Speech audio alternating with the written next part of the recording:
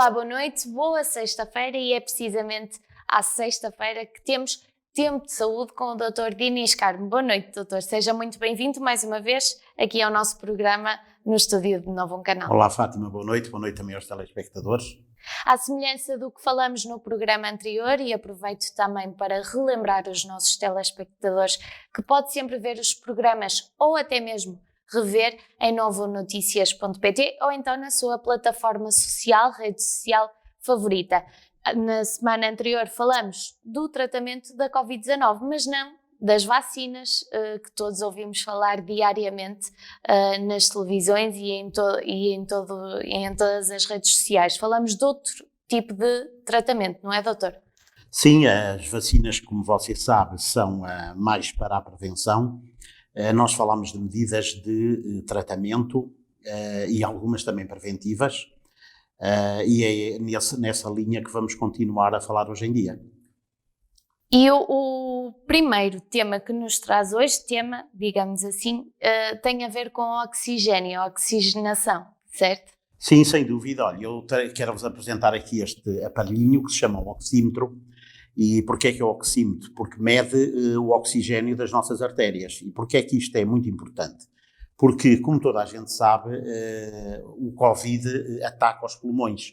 E a grande maioria das mortes por Covid são devidas à insuficiência respiratória aguda. Ora, acontece que o Covid tem apetência para uma região muito particular dos pulmões, que são os alvéolos. E o que é que são os alvéolos? São a parte mais periférica, eu acho que poderia dizer também a parte mais delicada, onde são efetuadas as trocas gasosas. Nós recebemos oxigênio e expiramos dióxido de carbono. Portanto, se nós compararmos, e podemos ter esta imagem alegórica, o pulmão a uma árvore, nós na árvore sabemos que temos o tronco principal, depois temos os grandes troncos, que no aparelho respiratório corresponderão à laringe e aos grandes broncos, depois esses ramos vão se dividindo e no final temos as folhas. E é nas folhas que se dá o processo de fotossíntese que alimenta a planta. No caso dos pulmões, é também nos alvéolos que se fazem as trocas gasosas e as perturbações causadas pelo Covid muitas vezes é exatamente a esse nível que se verificam. Qual é a importância disto? A importância disto é que a pessoa pode aparentemente ainda estar relativamente bem, não ter grande tosse ou ter uma tosse que não é produtiva, e a verdade é que ela já está com os seus níveis de oxigênio comprometidos, muito baixos. De maneira que isso é uma situação que se pode detectar com toda a facilidade mediante este aparelho, que não podia ser mais simples de usar. Isto, pura e simplesmente, o que se faz é introduzir aqui um qualquer dedo e ele quase automaticamente vai-lhe dar quais são os seus níveis de oxigenação, e também temos aqui outro valor que é a frequência cardíaca. E quais são os níveis ideais? Ora bem, os níveis ideais andam acima dos 95%, portanto 96, 97, para qualquer 99, tipo de idade? Para qualquer pessoa e para qualquer tipo de idade. Ok. Pronto. Se realmente os valores estiverem abaixo de 92, portanto, repare que nós estamos a falar aqui, digamos, de uma margem muito estreita, portanto, 95, 96 é normal, 92 já começa a ser, digamos, um sinal de alerta, e abaixo dos 89, digamos que o corpo já não tem oxigênio suficiente para que os tecidos possam ser oxigenados de maneira eficiente. Portanto, é fácil de detectar. Isto é muito fácil de detectar, muito fácil de detectar. E, portanto, é muito importante, sobretudo quando se trata de doentes que estão confinados em casa com Covid diagnosticado e que aparentemente estão bem, verificar quais são os seus níveis de oxigenação, porque eles às vezes, como eu digo, pode parecer que estão bem, e eu, aliás, nesse aspecto, eu também vou indicar às pessoas qual é um sinal de alarme muito importante e para o qual as pessoas devem ter muita atenção, e que é o cansaço com esforços mínimos. Portanto, vamos imaginar que a pessoa está sentada em sua casa a ver televisão e aparentemente está muito bem, só que de repente quer ir à casa de banho e só o facto de se levantar e se deslocar à casa de banho é o suficiente para que a pessoa fique ofegante. O que é que isto quer dizer? O que isto quer dizer é que a pessoa está com um déficit de oxigenação dos tecidos, e isso pode ser detectado precocemente e objetivamente com a utilização deste aparelho. De maneira que eu recomendo fortemente a todas as pessoas que estão em casa, portanto, com Covid. E mesmo sem Covid. E mesmo até sem Covid, mas naturalmente que com a maioria de razão, se a pessoa tiver um Covid diagnosticado, ter um aparelho destes em casa para medir frequentemente, ao longo do dia, os seus níveis de oxigenação. Porque também, como nós sabemos, e devido ao facto, como eu digo, da infecção de se espalhar pela periferia e não pelos grandes broncos, a pessoa pode, numa questão de horas, e penso que isto é um facto que a maior parte das pessoas já ouviram falar, a pessoa muitas vezes parece estar bem e numa questão de poucas horas pode passar a um quadro de insuficiência respiratória aguda. De maneira que este aparelhinho pode ser um verdadeiro salva-vidas. Isto é algo que se adquire com toda a facilidade, ou através da internet, ou nas farmácias, ou através de casas especializadas na venda de artigos para a medicina. É barato. Este aparelho que eu tenho aqui, que mandei vir por acaso pela internet, custou-me entre 30 a 35 euros. E realmente não poderia ser mais fácil de utilizar. Como eu digo, é por simplesmente colocar no dedo e ler aquilo que o aparelho nos indica. E mesmo os doentes com Covid-19, não estamos a falar só de uma faixa etária mais velha, até poderíamos estar a falar, já são conhecidos casos de pessoas relativamente novas que tiveram complicações devido à infecção Covid-19 e devem estar ligadas à oxigenação. Na maior parte dos casos estão ligados efetivamente a este fenómeno de falta de oxigenação. Portanto, não é por sermos novos, estarmos em casa, já estarmos medicados contra a Covid-19 que isto não poderá acontecer. Sim, naturalmente nós sabemos que as pessoas de idade têm um maior risco, mas isto pode acontecer a qualquer pessoa. E isto até pode servir de controle se a pessoa realmente teve o Covid e está em fase de recuperação. Isto é uma maneira da pessoa, objetivamente, poder ter uma ideia se efetivamente está bem ou não. Se realmente o processo de recuperação está a decorrer de maneira adequada ou não está. Portanto, temos aqui um instrumento para nos mantermos atentos à nossa saúde, com Covid, sem Covid, no dia-a-dia. É um instrumento fácil de se usar até numa bolsa, numa mala, até no carro. Isto não pode haver realmente algo mais prático e mais Portanto, mais não há desculpa para um descuido da nossa parte. Não há absolutamente nenhuma desculpa para um descuido. Eu, aliás, a única coisa que me surpreende é porque é que nós não ouvimos falar disto, digamos, nos grandes canais das grandes televisões nacionais. Porque eu, como digo, isto pode ser um verdadeiro salva-vidas, evitar situações extremamente desagradáveis e fazer com que as pessoas recorram aos hospitais com maior objetividade e, por outro lado, numa fase em que ainda se possa ainda não está tão agravado. Muito bem, doutora, à semelhança do programa anterior, falamos aqui de medicamentos que poderiam ser utilizados para o tratamento de Covid-19, medicamentos esses que já estão inclusive no mercado para o tratamento de outras doenças, mas hoje traz novidades. Olha, trago porque, para além do medicamento que nós falámos na semana passada, a plitidepsina, que é um medicamento espanhol desenvolvido a partir das ascídias, entretanto, nós tivemos conhecimento de novos medicamentos que estão em estudo, e assim o Reino Unido traz-nos a tapsigargina, que é uma substância tirada de uma planta, a Tapsia garganica, que é comum em toda a metade sul de Portugal e que, para além da Covid, segundo os investigadores, também parece ter uma ação positiva na gripe comum. De maneira que eu espero bem que isto assim seja, porque já estou farto da inevitabilidade de me constipar todos os anos. Dos Estados Unidos temos uma substância curiosa, o RLF-100, o Aiptadil, que curiosamente foi uma substância que foi desenvolvida e que estava a ser experimentada para o tratamento da impotência masculina. Eu confesso-lhe que nunca tinha ouvido falar de semelhante coisa, senão se calhar também já tinha tomado. A grande vantagem desta substância é que parece ser eficaz em casos de doentes que têm situações muito graves. Ele foi administrado a esses doentes e, pelo menos em alguns casos, houve realmente uma recuperação que se considerou espetacular com o uso desta substância. Espero bem que isto se confirme, até porque não deixava de ser irónico e ter uma certa piada. E tínhamos o 2 em 1. Exatamente, que uma substância que foi desenvolvida para o tratamento da impotência masculina pudesse induzir impotência no desgraçado do vírus, o que era muito bem merecido. De São Paulo também temos novidades, o Brequinar e o acetato de abiraterona, que são também outras duas substâncias que também estão em fase de experimentação para o uso nos casos de Covid.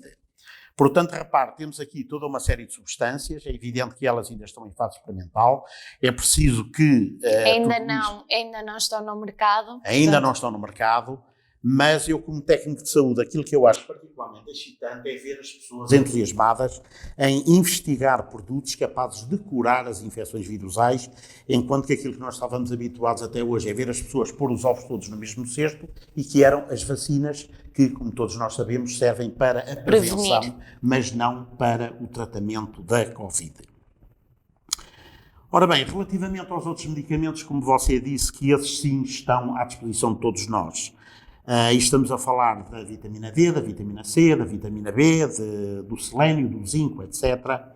A minha intervenção suscitou algumas dúvidas e algumas interrogações da parte das pessoas, nomeadamente no que diz respeito às doses. E assim, começando pela vitamina D, repare que você, aliás, na semana passada fez-me uma pergunta que foi quais eram os alimentos ricos em vitamina D.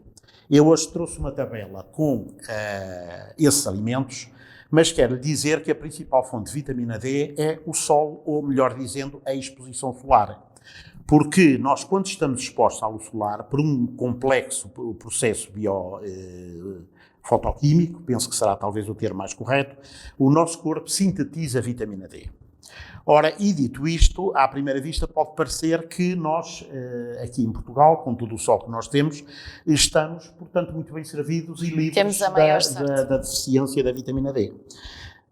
O que acontece é que, na prática, isto muitas vezes não se verifica, primeiro porque quando se trata de cidadãos mais sénior, eles muitas vezes têm mais tendência para ficar em casa. E sempre ouvimos dizer, proteja-se do sol, tome os cuidados necessários. Exatamente. Portanto, depois, mesmo quando se é mais novo, também profissionalmente, muitas vezes nós passamos a maior parte do dia confinados, em espaços fechados, portanto, sem exposição solar.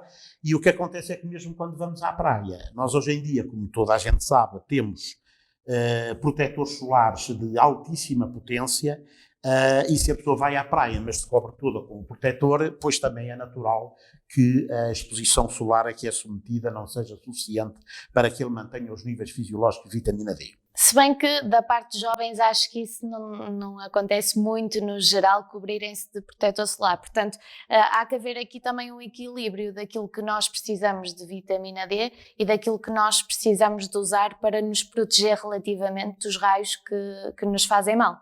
Sim, claro, é natural que isto seja um problema mais da segunda metade da vida. Como nós já temos dito várias vezes ao longo destes programas, eu penso que é tudo uma questão de bom senso e de procurar um meio termo. Até porque eu, relativamente à vitamina D e às doses de vitamina D, há uma situação para a qual eu quero alertar as pessoas.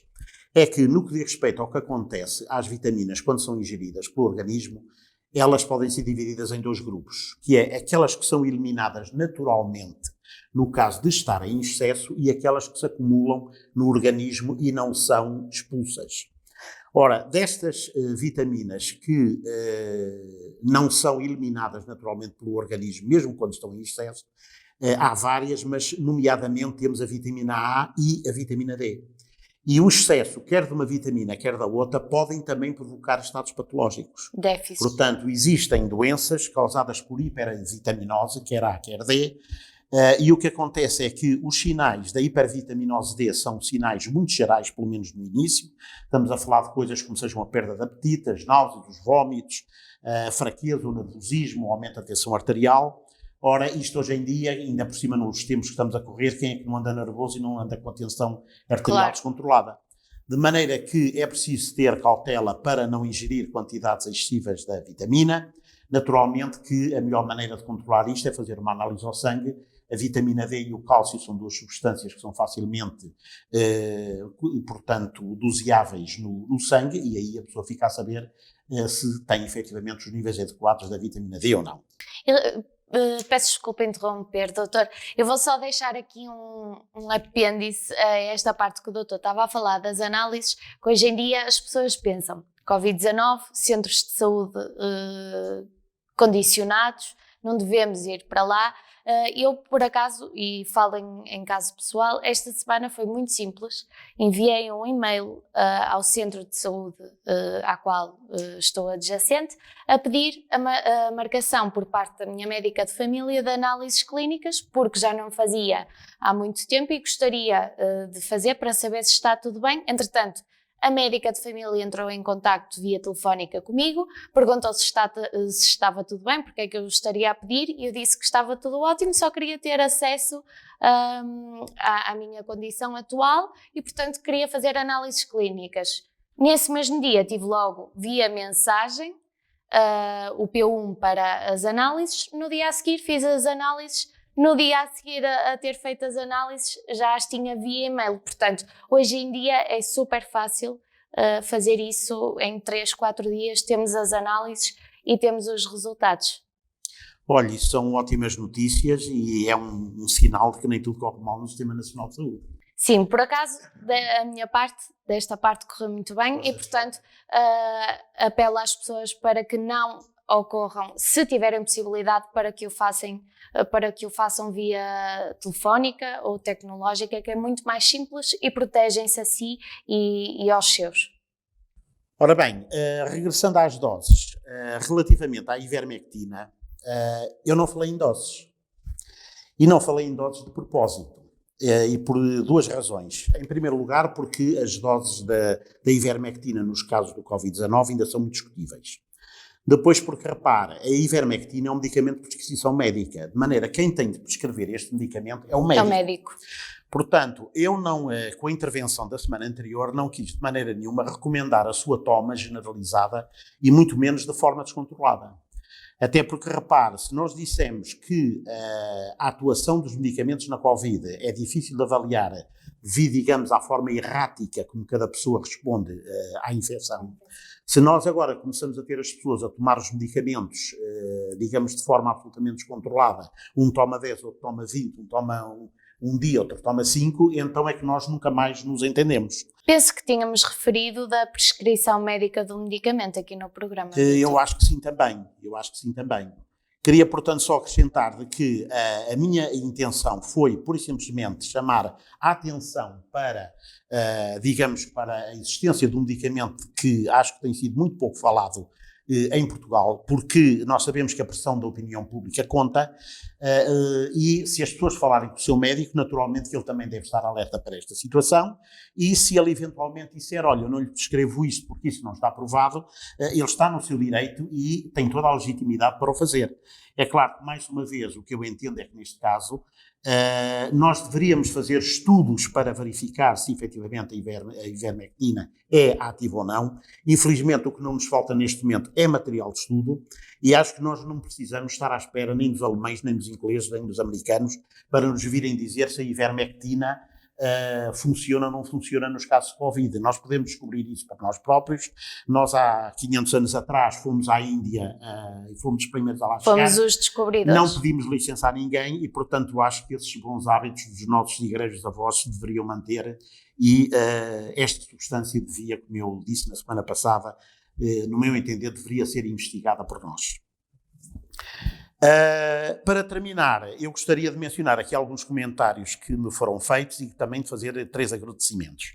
Um comentário que eu lembro-me que houve um colega meu que me telefonou e perguntou-me o seguinte, disse-me, moça lá, mas você tomou mesmo a ivermectina? E eu disse-lhe que sim. Eu, aliás, só tive um momento de hesitação, porque se você vir com atenção aquela bula veterinária do medicamento que nós mostramos aqui a semana passada e que tornamos a trazer... Diga? Tem a imagem de um touro? Tem a imagem de um touro e depois diz lá, diz que o medicamento está indicado para bovinos, ovinos e suínos. Não diz nada dos burros. De maneira que eu fiquei aqui com uma certa hesitação se devia tomar ou não.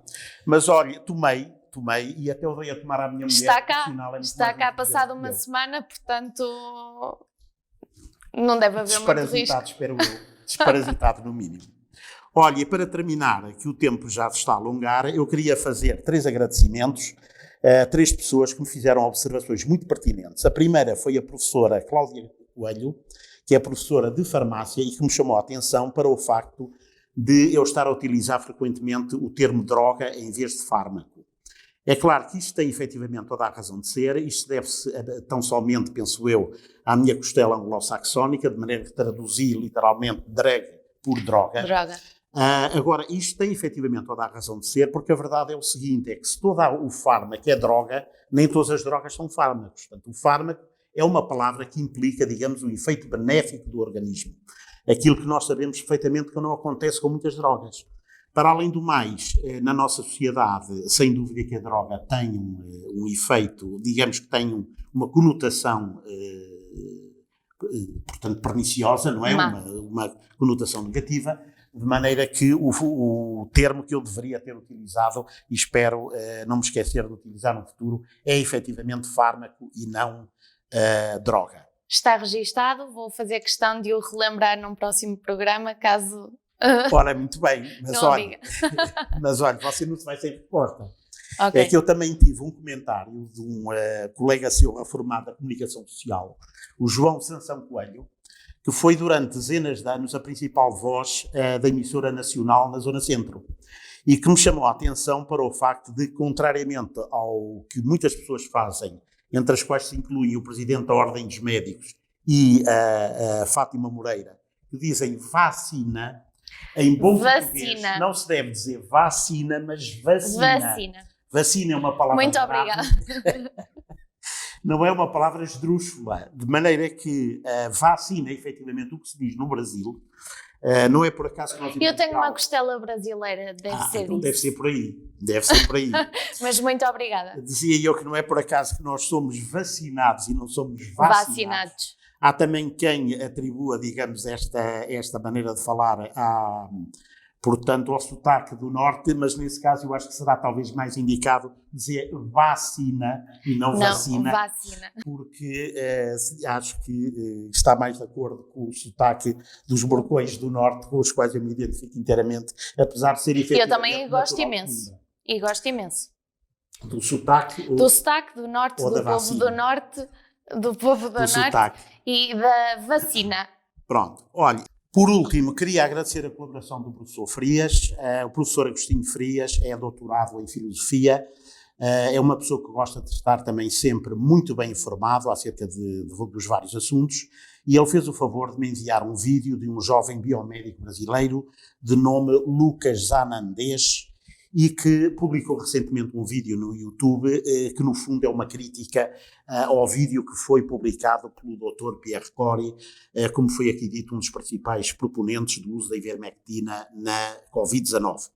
E o que o vídeo do Lucas tem de interessante é que ele está efetivamente muito bem feito, ele segue uma metodologia científica muito bem estruturada da crítica que faz ao vídeo do Pierre Cori, de maneira que é algo que, sem dúvida, merece a pena ser visto. Ele, no fundo, chega à conclusão de que o Dr. Cori não tem razão para fundamentar muitas das afirmações que faz.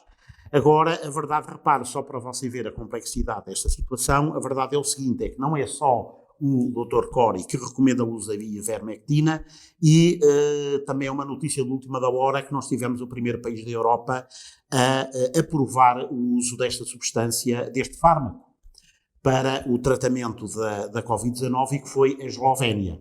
Entretanto, em Inglaterra, o Sistema Nacional de Saúde, o NHS, também, embora não recomende explicitamente o uso da ivermectina para o tratamento da Covid, também deixou, digamos assim por dizer, de desrecomendar.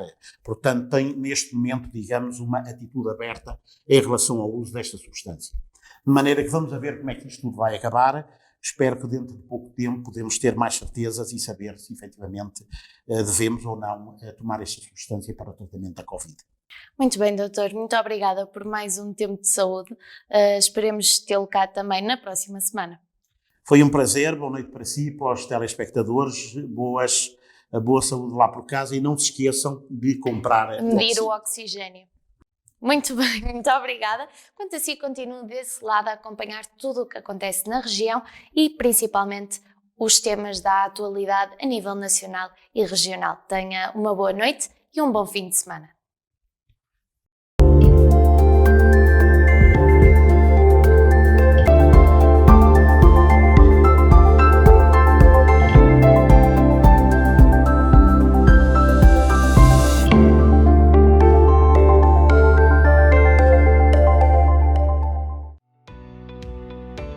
Novum Canal.